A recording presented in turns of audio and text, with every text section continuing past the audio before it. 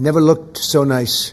We're getting great compliments, and you see outside how that's come out. It's been great. We make a lot of improvements to the White House, and we're doing that. One of the things you should be looking at is the Palm Court, because that's been totally redone. So we like to preserve and make better the White House, and that's really what's happened, and we're getting tremendous reviews, and we appreciate it.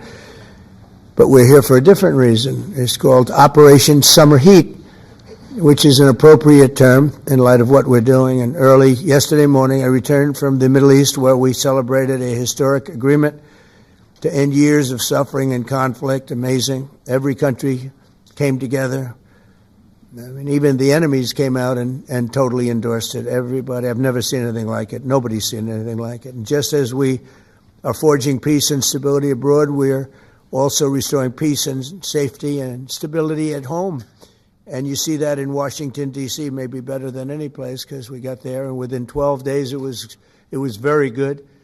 And within 30 days it's been as safe as any city in the country. It's been great. Took out 1,700 people, got them out.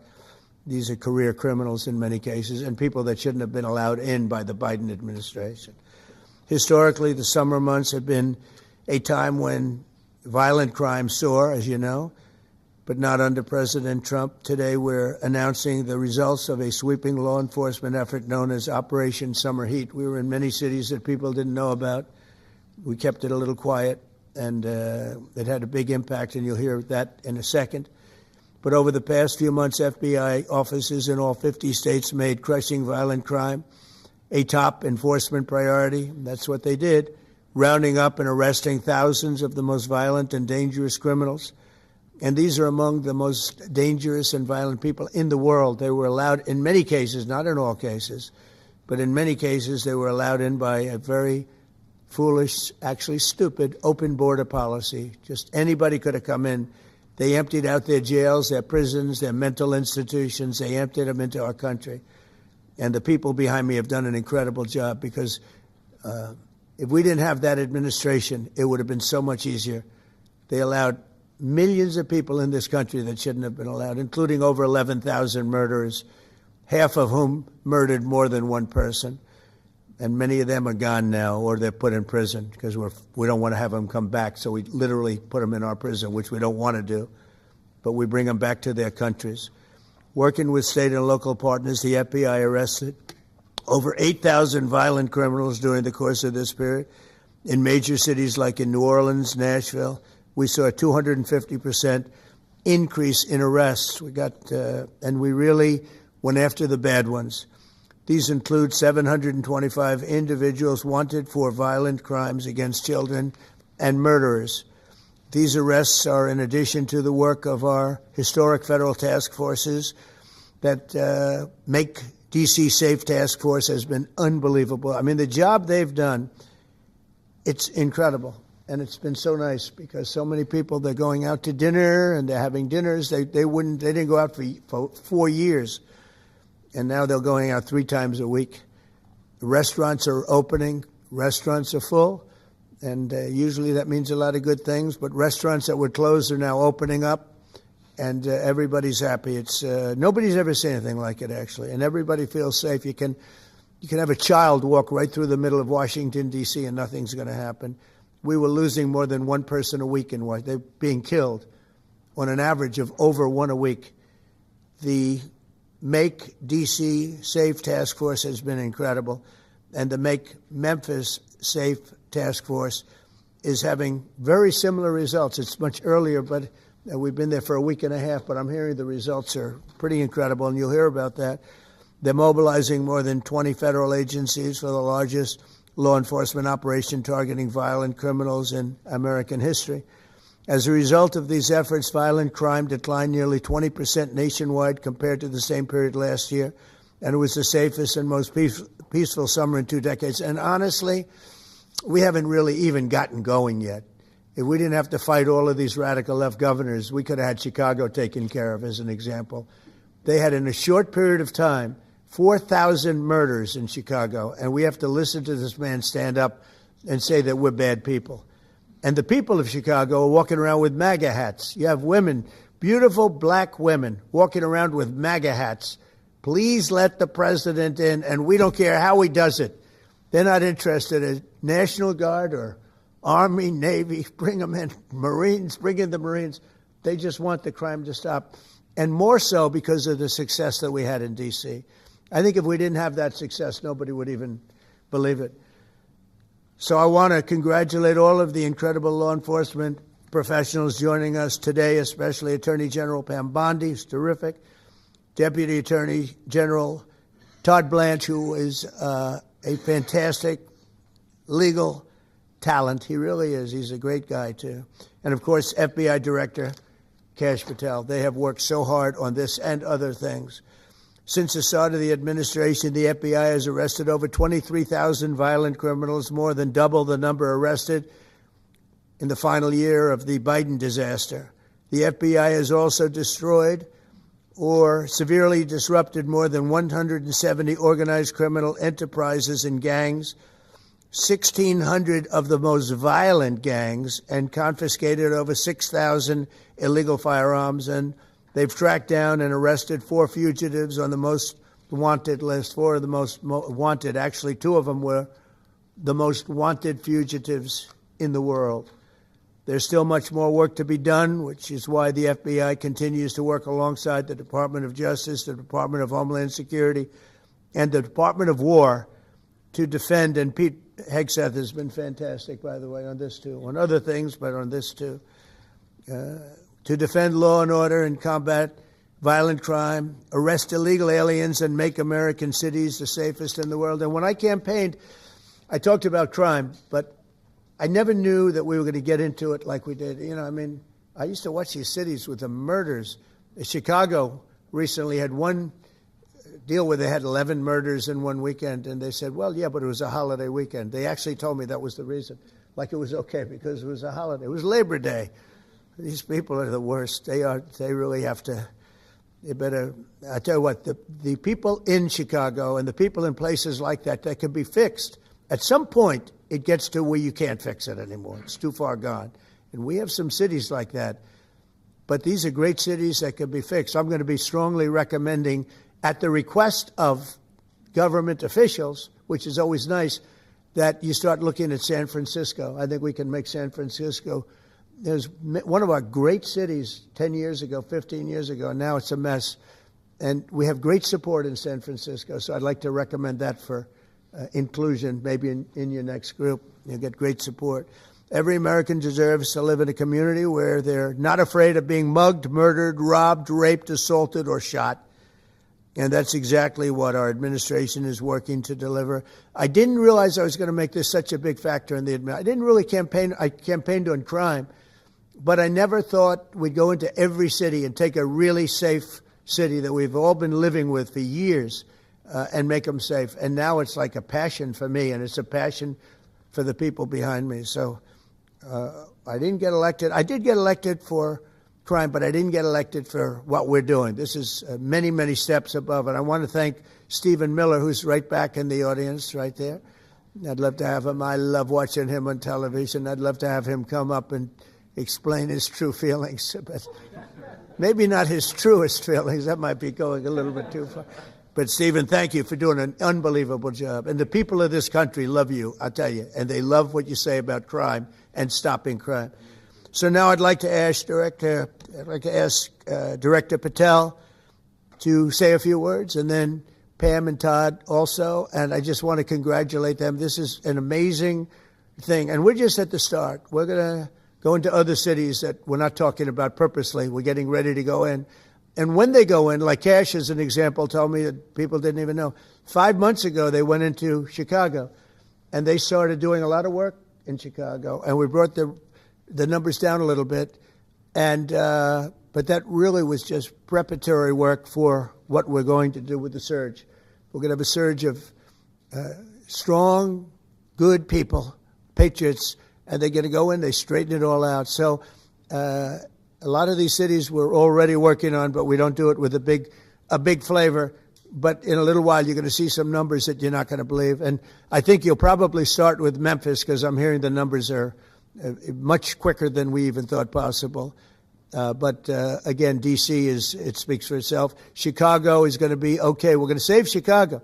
And I told you, and I told them, a very respected man, the head of the Union Pacific, said, "Sir, save Chicago. It can be saved." And the way he said it, it was like, can you believe it? We're trying to save Chicago. But I understood exactly what he wants, and that's what we're going to do. We're going to save all of our cities, and we're going to make them essentially crime-free, like other countries have crime-free. If you go all over the world, you go to the world, you hear Afghanistan and you hear all these different places. Our crime in certain cities is worse than anything they can even imagine. And we're not going to have that any longer. It's going to stop, and it stops right here. Kash, please. Thank you, Mr. President. What I'd like to do is just highlight some of the outstanding work that the men and women of the FBI have been doing. And thanks to your brave leadership and the mandate you were given by the American people not only defend the homeland but crush violent crime, you tasked us with our great partners at the Department of Justice and the Attorney General and the Deputy Attorney General to start making arrests and bring prosecutions and safeguard our cities. And you said it. This is just the beginning. In just 7 months, I hope the media takes a look at every one of these charts, because these are the best numbers for fighting crime in U.S. history, and it's only 7 months in. And to do that, our vehicle to do it of choice was Operation Summer Heat, which the FBI architected to go after violent criminals. And in just a 3-month span, you had 8,700 arrests of violent criminals. You had 2,200 firearms seized off the streets permanently to safeguard our communities. You had 421 kilograms of fentanyl seized. Just to put that in perspective, that's enough to kill 55 million Americans alone. You had 45,000 kilograms of cocaine seized. And thanks to our Department of Justice partners, you had 2,100 indictments in 3 months, from June to September alone. Mr. President, that in and of itself would be historic for a 4-year presidency. You did that in 7 months because you let good cops be cops, and you partnered us with the right people at the Department of Justice to put the handcuffs on and bring them to court and put them in prison. And if that weren't enough, when you look at the year, for the entire 7-month period that we're talking about here, if you look at the past 4 years of the Biden administration, 16,000, 17,000, 15,000, 15,000.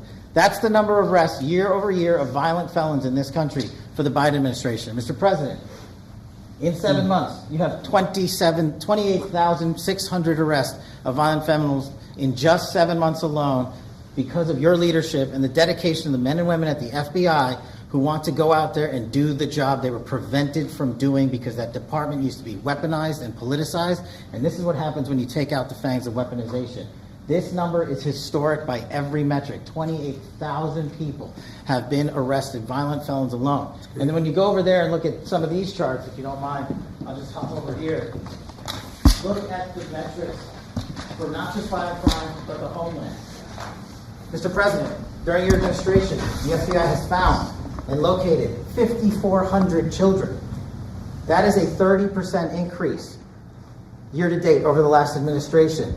Violent crimes against children arrests alone are up 10%. Gang arrests are up 210% in the last 7 months alone. And transnational organized crime, which Stephen Miller has been a great partner in, is up over 12% alone. These numbers are historic just as a snapshot. But just so people don't think we're focusing on violent crime alone, the national security mission, Mr. President, under your leadership has never been stronger. We have gone after espionage activities against our main counterparts in China, Russia, and Iran. In China alone, we've had over a 50% increase in espionage arrests alone and prosecutions. In Iran, we have had a 50% increase, again, in espionage cases. And in Russia, we've had a 33% increase in espionage cases alone. When it comes to counterterrorism, year to date, we have 125 arrests this year versus 100 last year, year to date alone. And when it comes to the cyber criminal activities, which are some of the largest enterprises plaguing everyday Americans, we at the FBI have put out a mission to go after cyber criminals like never before. Last year, they had in total 191.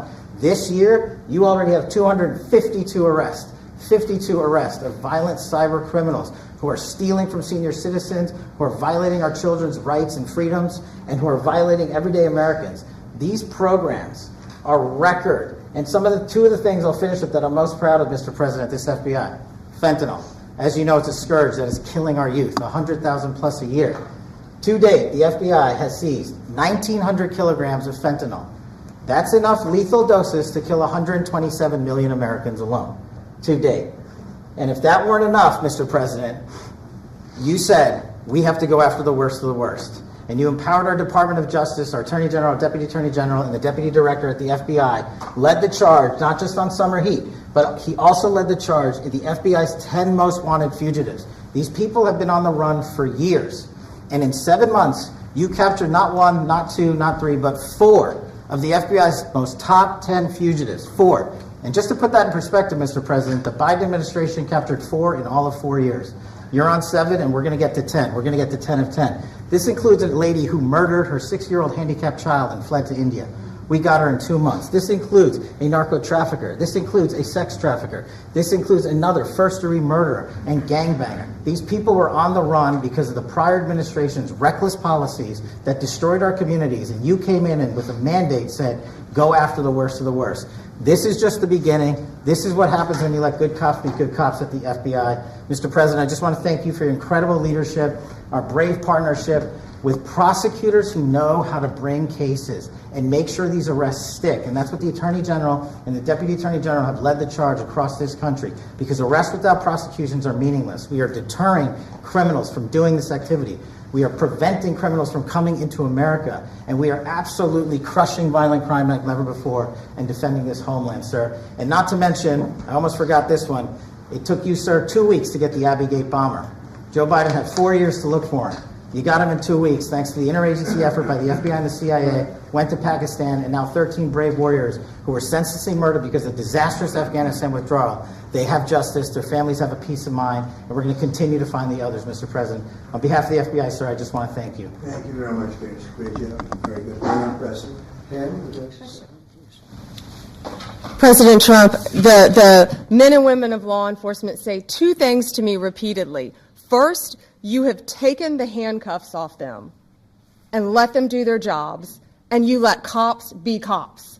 That's why all this is happening.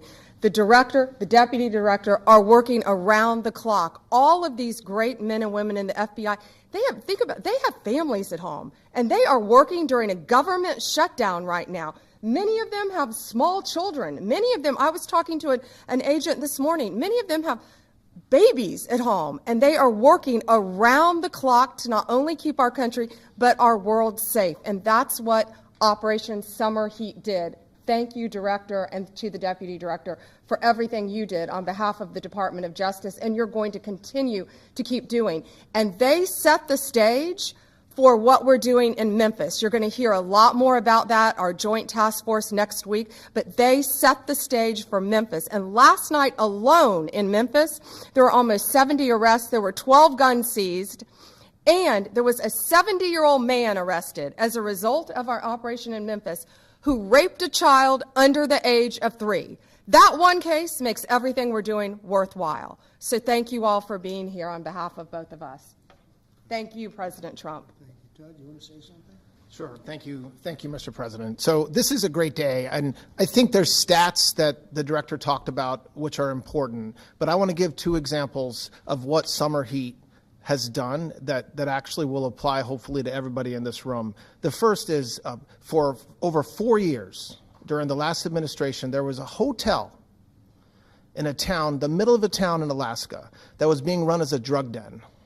There were over 1,000 calls to 911 over 4.5 year period. There were multiple violent crimes, drug dealers, overdoses, and murders at this one hotel, ruining a community. Summer Heat went in there. It's not only arrested all the participants that were controlling the hotel, but seized the hotel. And so that's one example of what summer heat means to everyday Americans that just want to live in peace. The second example is a large narcotics trafficking group that was selling fentanyl in the state of Washington. They were shipping fentanyl and using commercial aircraft, putting fentanyl pills and powder in suitcases, flying them from the southwest border, mostly Arizona, all the way to Washington. It had been going on for an extremely long time, and the entire organization was arrested. And I say those 2 examples because it's easy to look at the board and see 1,000 arrests. How much different is our communities now compared to the past 4 years? But there's actual life examples. Every one of these arrests means that our streets are safer, and that's because of the work of this administration, of President Trump and Director Patel. So I will tell you, Attorney General Bondi and I are together every day with Director Patel, figuring out ways that we can continue to do this work, and it's not going to stop. Like the Attorney General said, and like the President said, this is just the beginning, or phase one, or a start, whatever you want to say, but it will continue on. So thank you, Mr. President, and thank you very much, Director Patel. And Mr. President, just one last thank you from the men and women at the FBI. You found a way to get these individuals paid during a government shutdown, our 1811 agents. So on behalf of the FBI, it's a great debt that we owe you, sir. They're now allowed to pay for their families, so thank you. And the military. Good. That's right. Thank you. Okay, thank you very much. Any questions, please? Brian, go ahead. First of all, I know the feedback I'm getting from the American people, and they want to say thank you. Law and order is not an option in this country. It's a mandate. So I know the American people thank you for that. In terms of the guns that have been taken off the street, do you have a number of how many guns were taken away from someone that had a prior felony or a previous crime, that perhaps we can prosecute that? Because I know that wasn't the case under Joe Biden. We don't take guns off the streets of people that are allowed to have guns. So every gun that we're taking off the street is because it belongs to somebody who is not allowed to have it. Could be a felon, could be somebody who hears illegally. There's all sorts of conditions. But if there's a gun taken off the streets by the FBI, it's because the person who has it is not allowed to. It's not somebody who's lawfully allowed to have it. So every single one of those guns were taken off of people that aren't allowed to have it. And not including the FBI, all of the other agencies. ATF alone, since January 20th, has removed over 25,000 illegal guns off our streets, just since President Trump's been in office. And Mr. President, if I could follow up on that, could there be any further conversation to have national concealed carry applied to actual D.C.? Like if you had a driver's license in Texas and you had a permit, of course you could drive. Well, as you know, they've been talking about that for a long time. It's an interesting question. A lot of people feel strongly both ways, but we are talking about that, Brian. Thank you. Mr. President, on Venezuelan boats, I want to ask you, why not have the Coast Guard stop them, which it is empowered by law to do?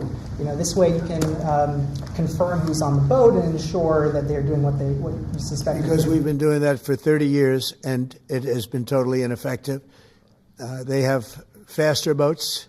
Some of these boats are seriously, they're world-class speedboats, but they're not faster than missiles. But we've been trying to do that for years, and so much of the drugs, 25-30%, would come in through the seas. Right now we have, I would say, none coming in through the seas. In fact, I don't know about the fishing industry. If you want to go fishing, a lot of people aren't deciding to even go fishing. We've almost totally stopped it by sea. Now we'll stop it by land. What's the next But step? it never worked. It never worked when you did it in a very politically correct manner. What's the next step in this war on cartels, and are you considering options, are you considering strikes on land? Well, I don't want to tell you exactly, but we are certainly looking at land now because we've got the sea very well under control. We've had a couple of days where there isn't a boat to be found, and that I view that as a good thing, not a bad thing. But we had tremendous amounts coming in by boats, by very expensive boats. They have a lot of money, very fast, very expensive boats that were pretty big. And the way you look at it is every boat that we knock out, we save 25,000 American lives. So every time you see a boat and you feel badly, you say, wow, that's rough. It is rough, but if you lose 3 people and save 25,000 people, these are people that are killing our population. Every boat is saving 25,000 lives, and you can see it. The boats get hit, and you see that fentanyl all over the ocean. It's like floating in bags. It's all over the place, and it's a tremendous. We're saving tremendous amounts of lives. Yeah, Mr. President, on that issue. I know you've talked about, I have a question for you, and then I also have a question for Director Patel. I know you talked about having some distaste for Boston recently. Is this one of those cities that you might be looking into, and can you give us a hint about other cities that you might be? You're saying for where? For where? For Boston. Yeah, well, Boston has a bad mayor who at least is a reasonable IQ person. Most of them are low IQ.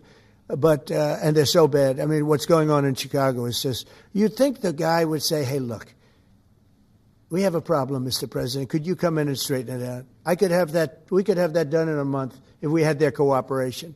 It's going to be done anyway, but we could have it done in a month. Yeah, Boston, she's got 4 areas that are, wrong. And, somebody said, would we think about taking the World Cup away from Boston if they don't straighten it out? And the answer is yes, we have the right to do that with FIFA.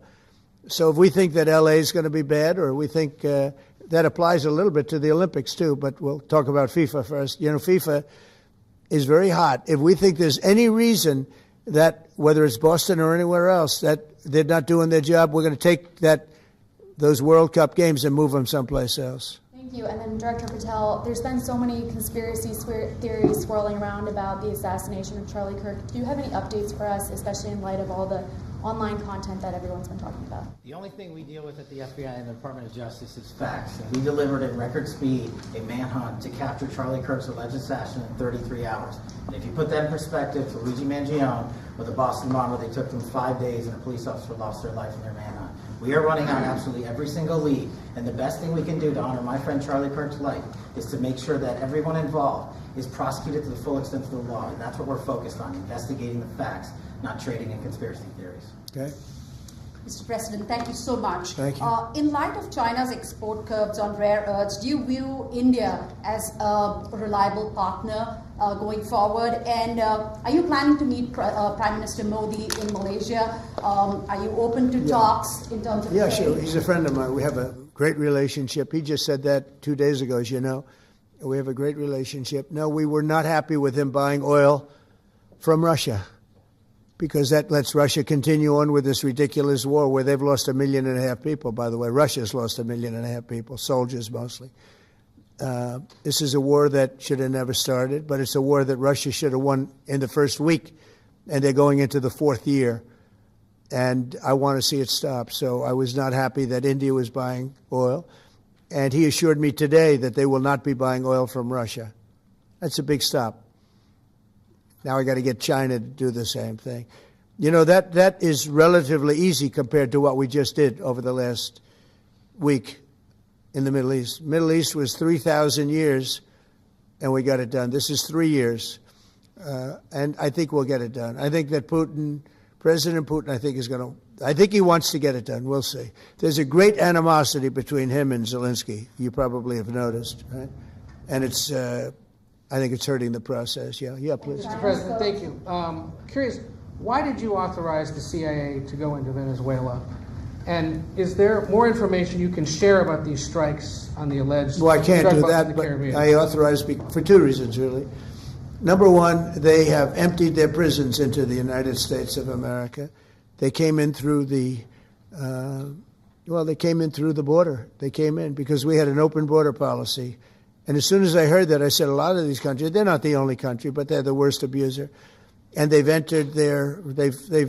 allowed thousands and thousands of prisoners, mental institution, people from mental institutions, insane asylums, emptied out into the United States. We're bringing them back. But that's a really bad, and they did it at a level that probably not, many countries have done it, but not like Venezuela. They were down and dirty. And the other thing are drugs. We have a lot of drugs coming in from Venezuela. And a lot of the Venezuelan drugs come in through the sea, so you get to see that. But we're going to stop them by land also. Does the CIA have authority to take out Maduro? Oh, I don't want to answer a question like that. That's a ridiculous question for me to be given. Not really a ridiculous question, but wouldn't it be a ridiculous question for me to answer? But I think Venezuela is feeling heat, but I think a lot of other countries are feeling heat too. We're not going to let this country, our country, be ruined because other people want to drop, as you say, their worst. They have given us their worst. They've loaded up our country with prisoners, with mentally ill people that are seriously ill, criminally ill. And we're not going to take it. And so, I mean, it's just one of those things. And I can tell you, we've taken care of the sea. There's nobody, and we're watching. We're watching. And if we see it, we'll save it. Yeah, please. On the ships, though, sir, there are Republicans and Democrats up on the Hill concerned that in the briefings they've gotten about those attacks, they're not necessarily getting information about who was on them and what exactly was on those ships. Can you ensure that but they are given information that they were loaded up with drugs, and that's the thing that matters. When they're loaded up with drugs, they're fair game. And every one of those ships they're not ships, they're boats, they're speedboats. They're extremely fast. record-setting type speedboats that cost a lot of money, and they have a lot of money because they're drug sellers. But they know one thing, and they all have the same thing in common. There's drug dust. They call it drug dust. They call it fentanyl dust all over the boat after those bombs go off. And you can take along. Attack them though that they're a We know before. We know when they go out. We know we have much information about each boat that goes out. Deep, strong information. Yeah, please. Sir, you're going to have Vladimir Zelensky here this week. What is your message at this stage of the war for him? And shy of tomahawks... To who is that? For Zelensky. Yeah. And shy of tomahawks for Ukraine. Are you considering other options, and will you speak with Vladimir Putin about No, that? we're looking at other options. We are. President Zelensky's coming in. I'm not a fan of the war. I'm not a fan of the way it started. It should have never happened. It wouldn't have started if I were president. The election was rigged. And because of that, we lost a lot of lives have been lost because of that war. Not American lives, but if I can save a lot of lives, that's why I'm in it. I want to save lives. I've had 8 wars. The Prime Minister of Pakistan got up the other day, said so beautifully, says, you saved millions of lives. He told that to a group of people right in this office. He said the president saved millions of lives. And I think what he's referring to is the fact that that would have been with India a nuclear war. That was getting very close. 7 planes, they don't talk about it, but 7 aircraft were shot down. In fact, we have the new ambassador to India right here. They're well represented. You better represent us, not them, okay? Yeah. But Sergio's going to do a great job. He's going to do a great job. But, no, we'll be talking about the war with him, and we'll be talking about, they want to go offensive. I'll make a determination on that, but they would like to go offensive, you know that, and we'll have to make a determination. President, given you have the FBI Director and Attorney General here today, Jim Jordan has asked Jack Smith, who here in the House Judiciary. You mean deranged, Jack? He's a deranged individual, yeah? He's asked him to... Well, they should. I'm surprised it takes so long. We're talking about violent crime. What about the crime against a political opponent? That's what we have to talk about, too. Jordan would like to understand the full extent to which the Biden-Harris Justice Department weaponized federal law enforcement. What do you think the committee will find out, Mr. Smith? I think it was the worst weaponization of a political opponent in the history of the world, let alone this country. And I hope that everybody's, they're involved in it. I'm not. I'm the one that had to suffer through it and ultimately win. But what they did was criminal. Deranged Jack Smith, in my opinion, is a criminal. And I noticed his interviewer was, I think that was Weissman. And I hope they're going to look into Weissman, too. Weissman's a bad guy. And he had somebody in Lisa, who was his puppet, worked in the office really as the top person. And I think that she should be looked at very strongly. There was tremendous criminal activity having to do. If we don't have fair elections in this country, we're not going to have a country. And I've said it from the beginning, fair elections and borders. And we need also fair press, because if you don't have fair press, it's very tough. And we've got the strongest border of anybody. Nobody has a border. We have a border where the numbers just came out again. You saw 0 people came in illegally. Now, we do take people into our country legally, but 0 people. But you're talking about a different subject. You're talking about political crime. They have committed massive political crime. I hope they're looking at Shifty Schiff. I hope they're looking at all these people. And I'm allowed to find out. I'm allowed to, I'm, in theory, the chief law enforcement officer. But I have a very good, talented group. This is about something else. But I hope they're looking at political crime, because there's never been so much political crime against a political opponent as what I had to go through. They raided my house in Florida. It was an illegal raid. I have a lawsuit that was doing very well. And when I became president, I said, I'm sort of suing myself. I don't know. How do you settle the lawsuit? I'll say, give me X dollars, right? And I don't know what to do with the lawsuit. It's a great lawsuit. And now I won. It sort of looks bad. I'm suing myself, right? So I don't know. But that was a lawsuit that was very strong, very powerful. They raided illegally my house in Florida, Mar-a-Lago. They went through the drawers of my young son. They went through all of the cabinets and drawers of the First Lady. She walked in, she said, wow, what happened?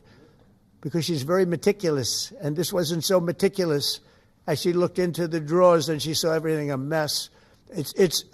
What they did against a person that just got out of office. And then you look at these corrupt people. You look at Hunter Biden. You look at the signature. As an example, the Europen. I just signed so many different things. An admiral, a four-star general. I'm signing them left and right, the commissions. And by the way, I want to compliment John Thune and also Mike, our great speaker. But John Thune, all of a sudden I'm getting these things by the hundreds. I was getting one every 2 weeks. It would have been 4 years before you got them in more. You would have had some that didn't even get in, all because of Democrat obstruction.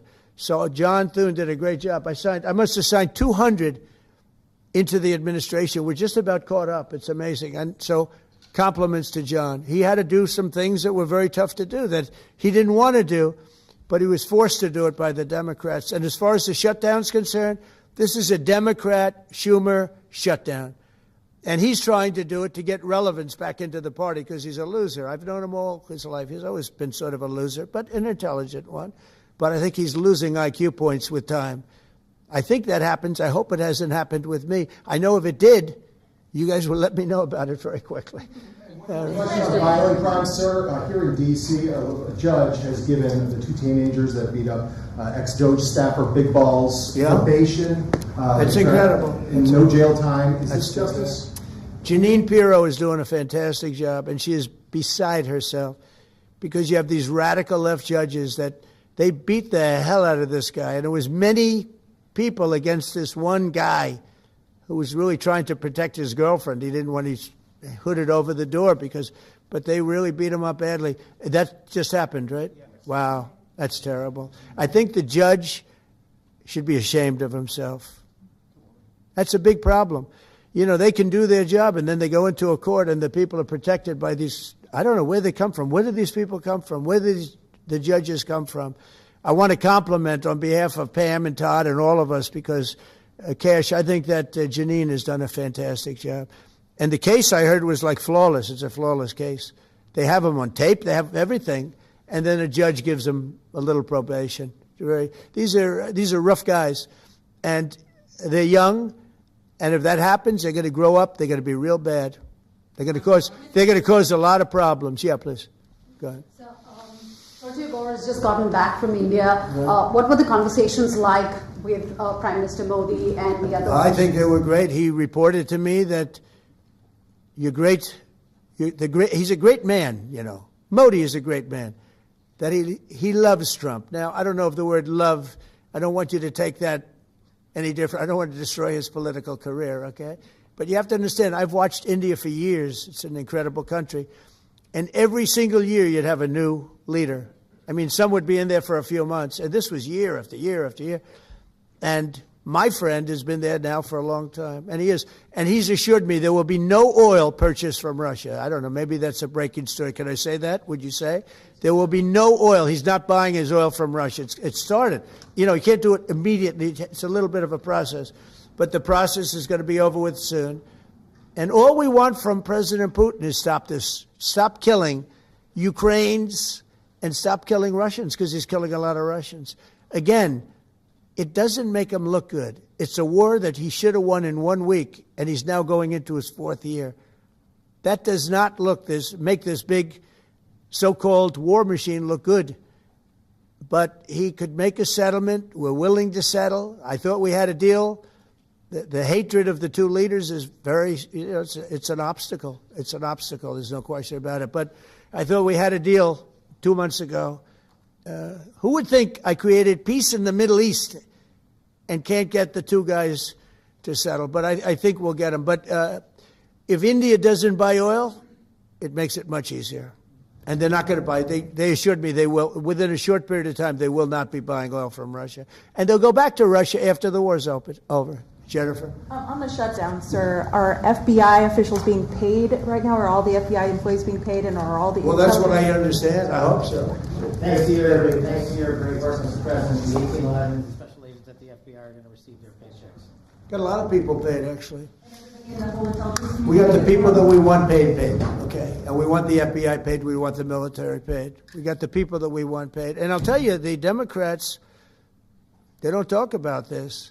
You know, we're getting rid of programs that we didn't like, but that were negotiated in, but we didn't like. We're terminating those programs, and they're going to be terminated on a permanent basis.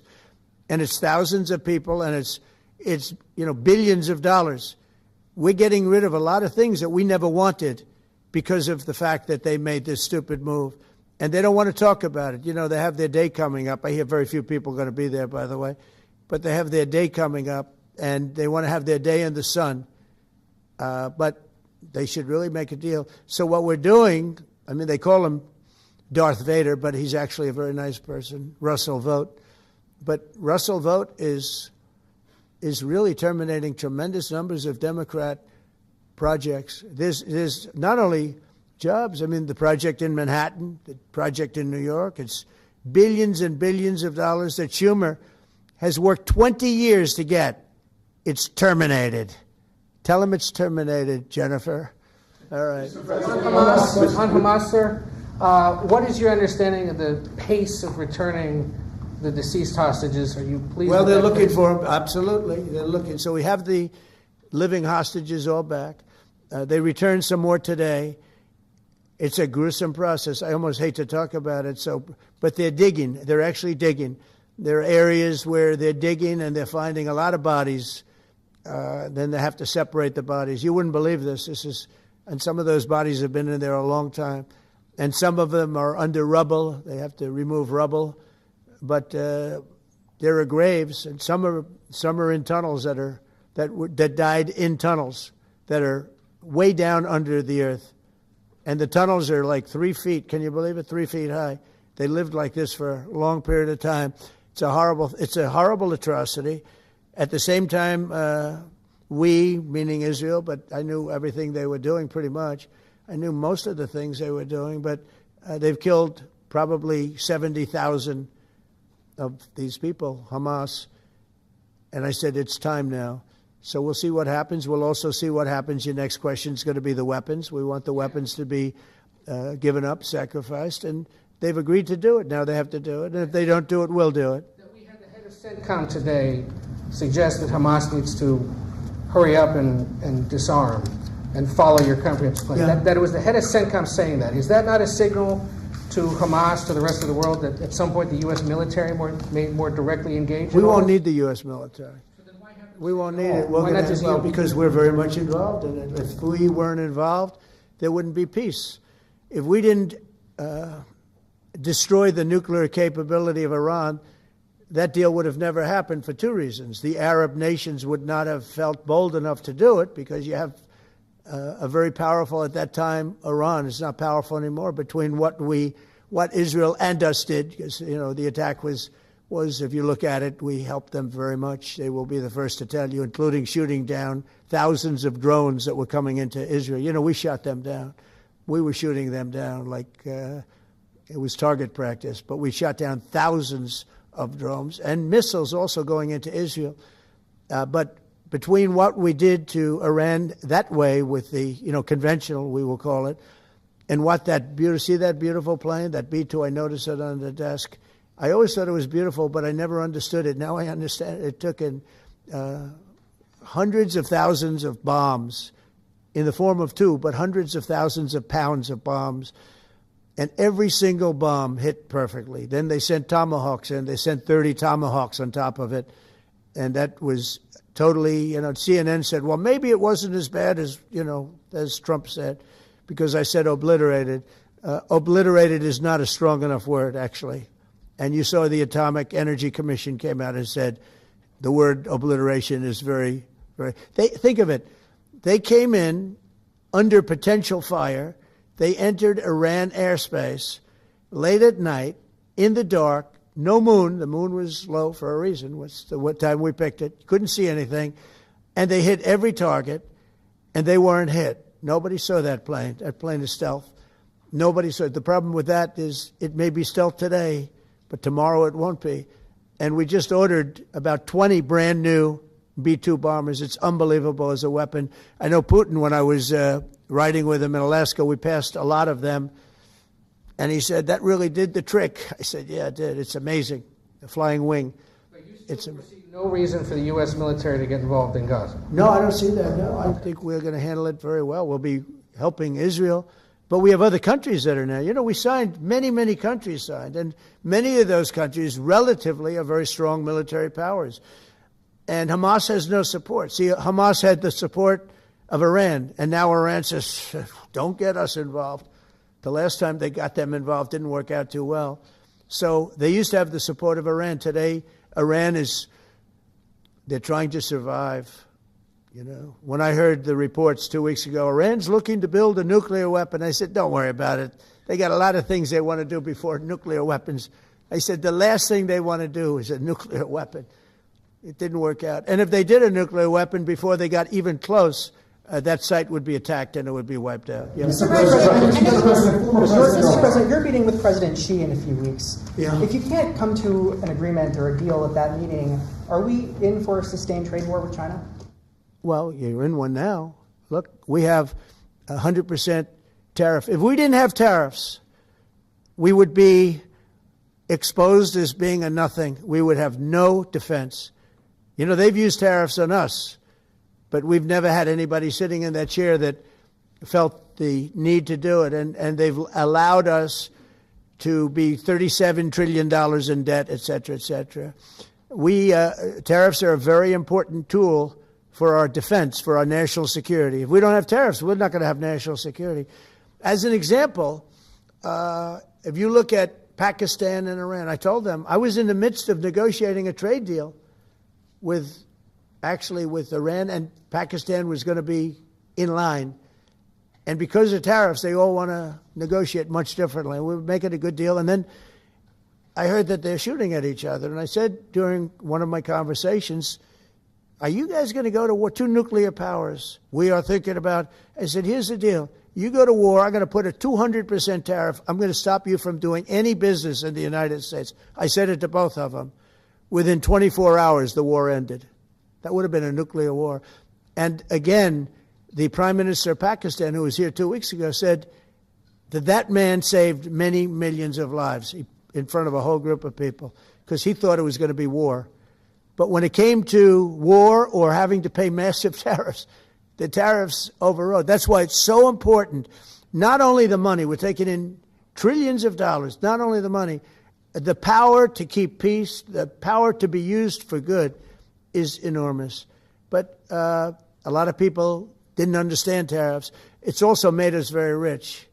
We have a big case coming up in the Supreme Court, and I will tell you, that's one of the most important cases in the history of our country.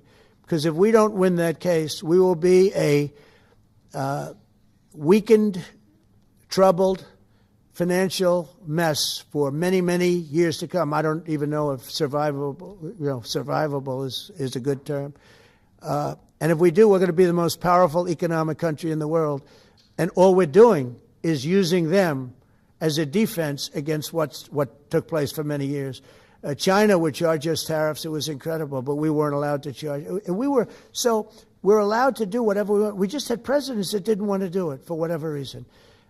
And it was nothing. But of the 8 wars, I was saying 7, of the 8 wars, I would say tariffs are directly responsible for me ending 6 of them, 5 or 6. Without the tariffs, you have wars raging all over the world. With the tariffs, other than Russia, we have no wars out there.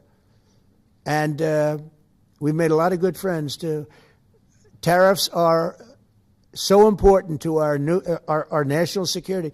If we don't have tariffs, we don't have national security.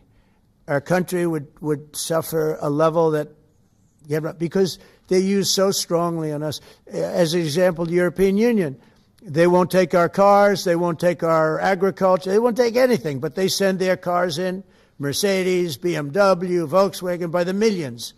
We don't send any cars. They don't take them. They were tariffing us out. Agricultural products, they don't take our agriculture. They want their farmers to do it. I understand that. But it was very unfair, and they were tariffing our product. They're keeping out by using tariffs. And we didn't use them, but I used them. And now we made one of the great deals with Europe. $650 billion they pay us, and we've evened it out. It's really a good thing to see. And you have to understand, they've all signed. Japan, South Korea. I mean, South Korea, $350 billion up front. Japan, $650 billion. And they've all agreed to it. They're all happy. But before, it was a total ripoff. And if we don't have the use of tariffs, we have no national security. This country will have no financial security, will not have national security.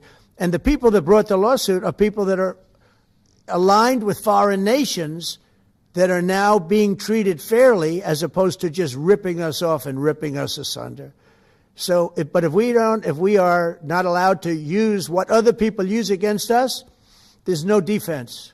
It'll be a disaster for America. That's why I think I'm going to go to the Supreme Court to watch it. I've not done that, and I had some pretty big cases. I think it's one of the most important cases ever brought, because we will be defenseless against the world. Okay? You'll go to the tariff case? Did you have one? Yes, please. Thank you, Mr. President. I want to ask you about the Georgia Senate race. I know it's very early, but there's several Republicans in that field that are vying for your endorsement. A lot of good people in that field. Yes. I know all of them, actually. I haven't made a decision on that, but you have some very good people in the Georgia Senate race. Well, Governor has endorsed... No, I know. The governor has. He's spoken to me about it a lot. He likes that candidate a lot. And I understand that. I haven't made a decision yet. But I'm following that race very carefully. I think it's very important for Georgia to get a real senator, because the senator they have now is a horrible senator. He allows all the crime, all the borders. You have open borders. I mean, his whole philosophy is a disaster. That's not representative of the people of Georgia. I know the people of Georgia. I won Georgia 3 times, but they say twice. Okay, I won it very big the last time. And I won it big the first time. And I won it big the second time, but we had criminals that didn't allow, I hope they're going to go into that. I hope they go into the votes which are being stored in Fulton County and take a real look at those votes, okay? Because I won it the second time, too. But I know Georgia very well. I love Georgia. Those people are great, and they deserve a good senator, because the man they have now is a weak, ineffective person. Okay. Mr. President, I wonder what you make. By the way, you won Georgia 3 times. I agree. Do you agree with me? I do. He's the media. For someone that spends a lot of time in Georgia, I believe you won that. Yeah, okay. I really have a question about... The word believe isn't strong enough, right? Yeah, you know. There you go. It's true. I know I won, too. We have the great Newt Gingrich. Newt, you agree with us? Sure. Good. Otherwise, I'd have him dismissed immediately from the room. His wife, as you know, is becoming an ambassador to a great country, Callista. So congratulations. And we're going to take a picture. And the only reason I'm doing it, he speaks so well of me. He said, I'll go down as the greatest president in history. And then he blew it. He said, I'm not sure if I put him above Washington or Lincoln. So I'm not that happy about that, dude.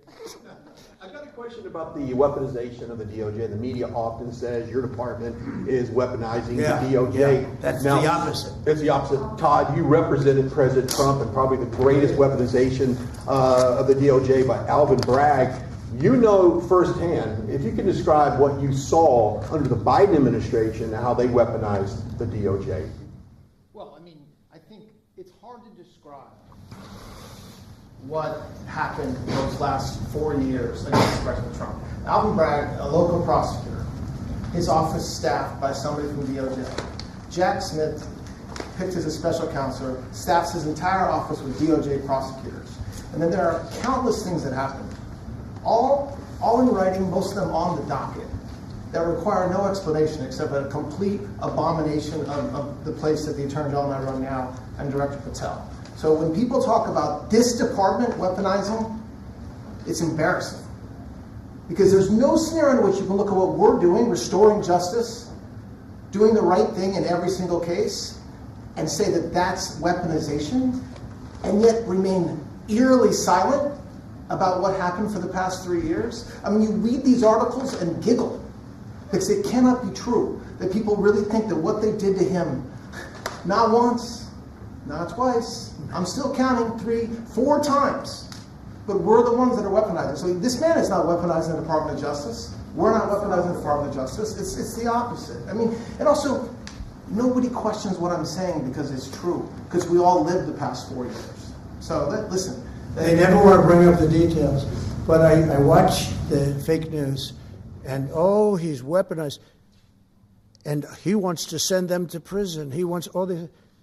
They indicted me like 5 times. I took a mugshot. Who would have thought it turned out to my favor? Because it was a good shot. But I had to take a mugshot. It's right out there on the door. New York Post, front page of every paper in the world. I had a mugshot. They wanted to send me. Nobody says that. They say he's acting very, very tough. He's acting unfair. Let me tell you, if they've been nice to anybody, it's to those criminals, because they are so good having to do with all of the things we're talking about today with violent crime. But if anything, I think this Justice Department has been so respectful of the law, because the other Justice Department with Rita or Lisa and all of that scum, real scum, what they did to the political opponent of a guy that has a seriously low IQ. Now, in his case, it was low based on his career, but it got real low, okay? It was descending rapidly. But what they did to go after his political opponent is legendary, worse than any third world country, banana republic.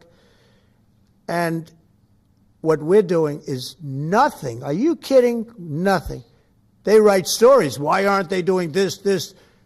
And we'll leave. I don't have to leave it up to them, but I choose to, at this moment at least. But there's never been anybody treated in the history of politics.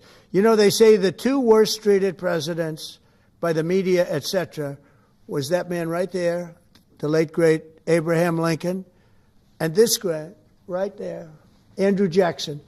They say Andrew Jackson was treated terribly. They give him number 1 and number 2, but that was before I came along, Newt. I say I have number 1 times 10. Nobody's been treated like I've been treated. And I did a great job. You know, we had a great first term. And we had one of the most successful economies in history, et cetera. I rebuilt the military. We did a tremendous amount. The last part, we had a horrible thing called COVID, and we handled that well. We made ventilators for nations all over the world. We did a great job. Probably never get credit for it. Look at the therapeutics, the Regeneron, all the different things, the vaccines, all the things we did. We did a great job, but we had to focus on that. But we had the best economy in the history of our country. We're blowing it away right now. Look at the stock market. It hit another all-time high today. That's 48 days out of the few days that I've served. 48 days have already hit record highs. And we have, maybe most importantly, the number, we have now, I was saying 17, it's over $18 trillion is being poured into our country. It's because of the election and because of tariffs. Without the tariffs, you wouldn't have probably 18 cents. It's because of the tariffs, because there are no tariffs if they build in our country. And they understand that. So we have medical companies coming up. We have the AI. We're dominating China in AI. Everybody said that's impossible. We're dominating. I'm letting these massive plants build their own electric generating plants. They're becoming utilities in addition to everything. Maybe they'll make more money with that. Who knows? But they're building their own electric because we have an old grid. You wouldn't be able to do that. And we're dominating China. We're dominating with AI, which seems to be the new big thing. That's the new internet. That's the new whatever.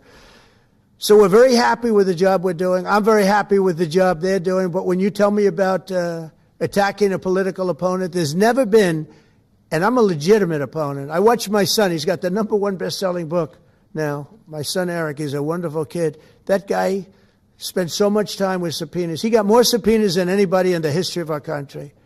Think of it. And he's an innocent, good boy. He's a good kid. He's always been a good kid.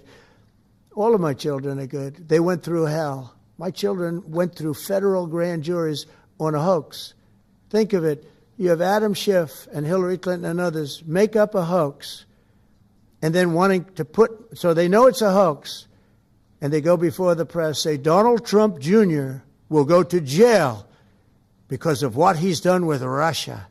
I'll never forget, I get a call from my son Don, and he said, Dad, I'm being accused of something with Russia. I don't know anything about Russia. He didn't know anything about it. Think of it, how bad they are. They say he'll go to prison for the rest of his life. He knew nothing about it.